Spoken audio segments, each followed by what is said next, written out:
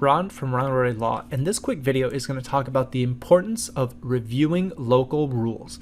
You know, this is a great message or a lesson for all the brokers out there. The judge has ruled JLL can't collect $800,000 commission for failing to disclose. You know, this one's a really interesting case. It was somewhat sophisticated parties. A DC building owner, they leased 51,000 square feet. There was a DC law that required some conspicuous disclosures, right? Because they disclosed that they represented both parties. They put it in writing. It was acknowledged by both parties. I don't think that there's a factual dispute that they knew. However, this really kind of comes down to a technicality and a following of the letter of the law, because what's the point of requiring, for example, bold-faced text or large-size text if they don't emphasize it and if they don't punish brokers for not following this letter of the law?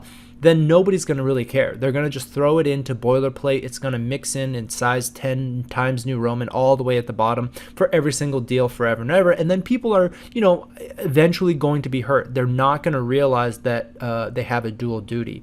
And so this is a local DC law. You know, I don't want to worry everybody else, but it is important to understand what is the law in my state? What is the law in maybe my county and city that is different than other places? Because if you're just used to doing things you know, in the regular way without thinking about, did we disclose this, did we comply, do you have a lawyer reviewing things?